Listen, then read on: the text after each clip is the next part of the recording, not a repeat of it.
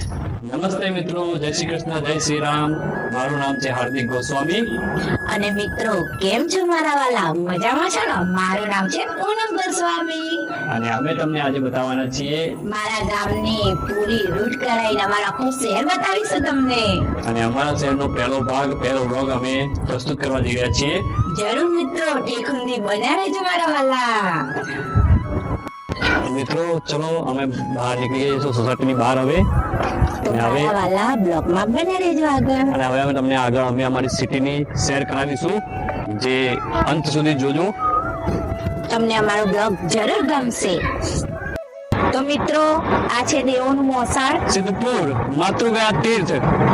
સિદ્ધપુર. તો આપણે હવે સિદ્ધપુરની યાત્રા કરશું અને અમે તમને સિદ્ધપુર બતાવીશું. તો અમારા વિડીયોમાં અમારા બ્લોગમાં દરેક મિત્રો મારા વાલા બન્યા રહેજો. જય શ્રી રામ. તો મારા વાલા મિત્રો, સસ્તું ભાડું અને સિદ્ધપુરની યાત્રા.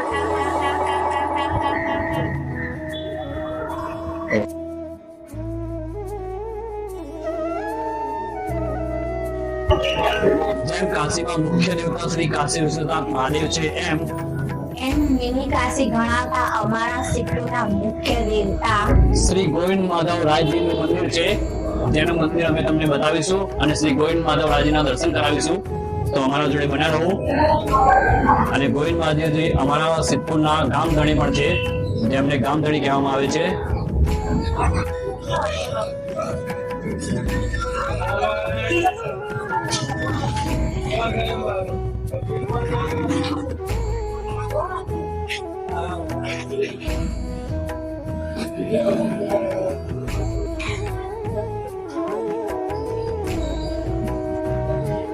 ચલો મિત્રો, ગોવિંદ માધવજીના દર્શન કરવા મારા વાલા.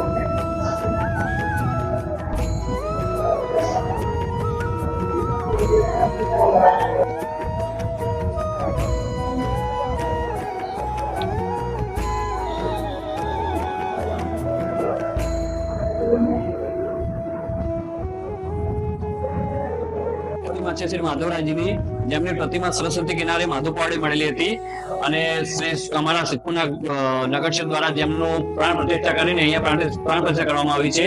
અને એ જ પ્રકારે આ પ્રતિમા છે ગોવિંદરાયજીની, જેમની પ્રતિમા કચ્છના એક ખેડૂતને એમના ખેતરમાં મળી આવી હતી અને એ ખેડૂતને ગોવિંદરાયજીએ સ્વપ્નમાં દર્શન આપ્યા હતા કે તું આ પ્રતિમા સિદ્ધપુર લઈ જજે અને ત્યાં અમારા સિદ્ધપુરમાં જઈને અમારી પ્રતિષ્ઠા કરાવજે. જે માધવરાયજી અને ગોવિંદરાયજી બેની પ્રતિષ્ઠા અહીંયા મંદિરમાં કરવામાં આવી છે, જે અમારા સિદ્ધપુરના ગામધણી એવા ગણાય છે. અને આ મંદિર લગભગ 220 વર્ષ જૂનું છે.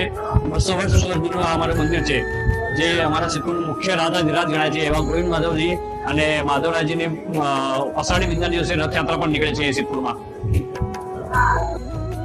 તો મિત્રો, અમે તમને અમારા સિદ્ધપુરના ગામધણી એવા ગોવિંદ માધવજીનું મંદિર બતાવ્યું અને દર્શન પણ કરાવ્યા. તો અમે અમારા આગળના બ્લોગમાં પણ તમે અમારા સિદ્ધપુરના બીજા મંદિરો અને ઘણી બધી જોવાની વસ્તુઓ બતાવીશું. અને મારા વાલા, તમે આખા વિશ્વની યાત્રા કરો પણ અમારા સિદ્ધપુરની યાત્રા ના કરો ત્યાં સુધી એકે યાત્રા તમને પડે નહીં. એટલે સિદ્ધપુરની યાત્રા એક વખત જરૂર કરજો. અને અમે તમને ઘરે બેઠા પણ સિદ્ધપુરની યાત્રા કરાવીશું. પણ આપ અવશ્ય સિદ્ધપુરની મુલાકાત યાત્રા એકવાર કરજો. જેટલી પણ તમે યાત્રાઓ કરો, સિદ્ધપુરની યાત્રા વગર કોઈનું પણ ફળ મળે નહીં એવી કહેવત છે. તો અમારા નવા બ્લોગમાં અવશ્ય જોજો અને અમારો બીજો ચેનલને લાઈક કરજો, સબસ્ક્રાઇબ કરજો અને સબસ્ક્રાઇબ કરજો. અને અમારો બીજો બ્લોગ ટૂંક સમયમાં આવશે, તે પણ અવશ્ય જોજો. ખૂબ ખૂબ ધન્યવાદ. બાય મિત્રો. બાય.